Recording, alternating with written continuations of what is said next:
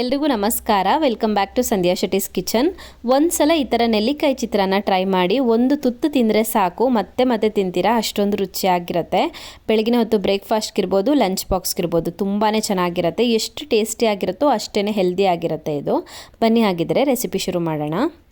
ನೆಲ್ಲಿಕಾಯಿ ಚಿತ್ರಾನ್ನ ಮಾಡೋದಕ್ಕೆ ನಾನಿಲ್ಲಿ 2 ಮೀಡಿಯಮ್ ಸೈಜ್ನ ನೆಲ್ಲಿಕಾಯಿಗಳನ್ನು ತೊಗೊಂಡಿದ್ದೀನಿ. ಫಸ್ಟಿಗೆ ನೆಲ್ಲಿಕಾಯಿನ ಗ್ರೇಟ್ ಮಾಡಿ ಇಟ್ಕೊಳ್ಬೇಕು, ತುರಿದಿಟ್ಕೊಳ್ಬೇಕು.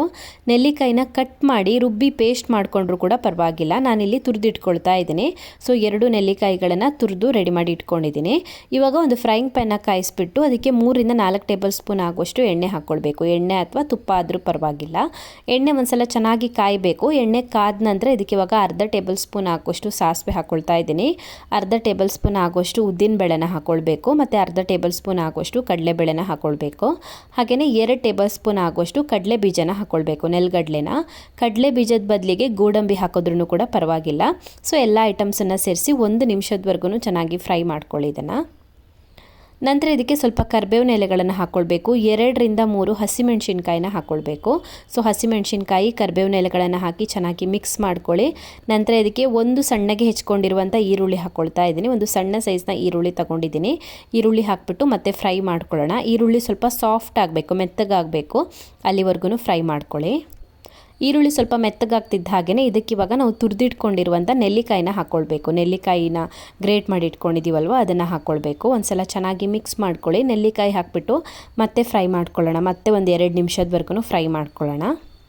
ಇವಾಗ ಇದಕ್ಕೆ 1/4 ಟೇಬಲ್ ಸ್ಪೂನ್ ಆಗುವಷ್ಟು ಅರಿಶಿನದ ಪುಡಿ ಹಾಕ್ಕೊಂಡಿದ್ದೀನಿ. ಮತ್ತು ರುಚಿಗೆ ತಕ್ಕಷ್ಟು ಉಪ್ಪನ್ನು ಹಾಕ್ಕೊಳ್ತಾ ಇದ್ದೀನಿ. ಉಪ್ಪು ಮತ್ತು ಅರಿಶಿನದ ಪುಡಿ ಸೇರಿಸ್ಬಿಟ್ಟು ಒಂದ್ಸಲ ಚೆನ್ನಾಗಿ ಮಿಕ್ಸ್ ಮಾಡಿಕೊಂಡು ಮತ್ತೆ ಸ್ವಲ್ಪ ಹೊತ್ತು ಫ್ರೈ ಮಾಡ್ಕೊಳ್ಬೇಕು. ಸೊ ನೆಲ್ಲಿಕಾಯಿ ಚಿತ್ರಾನ್ನಕ್ಕೆ ನಾವು ಈ ಥರ ಎಲ್ಲ ಐಟಮ್ಸನ್ನು ಫ್ರೈ ಮಾಡಿ ಡೈರೆಕ್ಟಾಗಿ ಅನ್ನ ಹಾಕಿದಾಗ ಸ್ವಲ್ಪ ಡ್ರೈ ಅನಿಸುತ್ತೆ. ನೆಲ್ಲಿಕಾಯಿ ಡ್ರೈ ಆಗಿ ಬಾಯಿಗೆ ಸಿಗ್ದಂಗೆ ಅನಿಸುತ್ತೆ. ಹಾಗಾಗಿ ಇದಕ್ಕೆ ಸ್ವಲ್ಪ ನೀರು ಹಾಕ್ಕೊಳ್ತಾ ಇದ್ದೀನಿ. ನಾನು 1/4 ಲೋಟ ಆಗುವಷ್ಟು ನೀರನ್ನು ಹಾಕ್ಕೊಳ್ಬೇಕು. ಆವಾಗ ನೆಲ್ಲಿಕಾಯಿ ಚೆನ್ನಾಗಿ ಕರಗುತ್ತೆ ಮತ್ತು ಚೆನ್ನಾಗಿ ಮಿಕ್ಸ್ ಆಗುತ್ತೆ ಅನ್ನದ ಜೊತೆಗೆ. ಸೊ ನೀರು ಹಾಕ್ಬಿಟ್ಟು ಒಂದ್ಸಲ ಚೆನ್ನಾಗಿ ಮಿಕ್ಸ್ ಮಾಡ್ಕೊಳ್ಳಿ. ಸೊ ನಾವು ಹಾಕಿರುವಂಥ ನೀರು ಸ್ವಲ್ಪ ಡ್ರೈ ಆಗಬೇಕು, ಅಲ್ಲಿವರೆಗೂ ಕುಕ್ ಮಾಡ್ಕೊಳ್ಬೇಕು.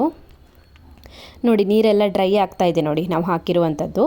ಇವಾಗ ಇದಕ್ಕೆ ಬೇಯಿಸಿಟ್ಕೊಂಡಿರುವಂಥ ಅನ್ನ ಹಾಕ್ಕೊಳ್ಬೇಕು. ನಾನಿಲ್ಲಿ 2 ಕಪ್ ಆಗುವಷ್ಟು ಅನ್ನ ಹಾಕ್ಕೊಳ್ತಾ ಇದ್ದೀನಿ. ಅನ್ನ ಹಾಕಿಬಿಟ್ಟು ಹಾಗೆಯೇ ಇದಕ್ಕೆ ಸಣ್ಣಗೆ ಹೆಚ್ಕೊಂಡಿರುವಂಥ ಕೊತ್ತಂಬರಿ ಸೊಪ್ಪನ್ನು ಹಾಕ್ಕೊಳ್ಬೇಕು. ಸೊ ಕೊತ್ತಂಬರಿ ಸೊಪ್ಪು ಮತ್ತು ಅನ್ನನ ಹಾಕಿಬಿಟ್ಟು ಸ್ಟವ್ ಆಫ್ ಮಾಡ್ಕೊಳ್ಳಿ. ಸ್ಟವ್ ಆಫ್ ಮಾಡಿಕೊಂಡು ಚೆನ್ನಾಗಿ ಮಿಕ್ಸ್ ಮಾಡಿಕೊಂಡ್ರೆ ಆಯಿತು. ರುಚಿಯಾಗಿರುವಂಥ ನೆಲ್ಲಿಕಾಯಿ ಚಿತ್ರಾನ್ನ ರೆಡಿ ಆಗಿಬಿಡುತ್ತೆ. ತುಂಬಾ ಚೆನ್ನಾಗಿರುತ್ತೆ ಇದು. ಒಂದು ತುತ್ತು ತಿಂದರೆ ಸಾಕು, ಮತ್ತೆ ಮತ್ತೆ ತಿನ್ಬೇಕನ್ಸುತ್ತೆ. ಎಷ್ಟು ಟೇಸ್ಟಿಯಾಗಿರುತ್ತೋ ಅಷ್ಟೇ ಹೆಲ್ದಿಯಾಗಿನೂ ಇರುತ್ತೆ. ಬ್ರೇಕ್ಫಾಸ್ಟ್ಗಿರ್ಬೋದು, ಲಂಚ್ ಬಾಕ್ಸ್ಗಿರ್ಬೋದು ಬೆಸ್ಟ್ ರೆಸಿಪಿ ಅಂತ ಹೇಳ್ಬೋದು. ಸೊ ನೀವು ಕೂಡ ಈ ನೆಲ್ಲಿಕಾಯಿ ಚಿತ್ರಾನ್ನ ಮನೆಯಲ್ಲಿ ಮಾಡಿ, ಖಂಡಿತ ಎಲ್ಲರಿಗೂ ಇಷ್ಟ ಆಗುತ್ತೆ.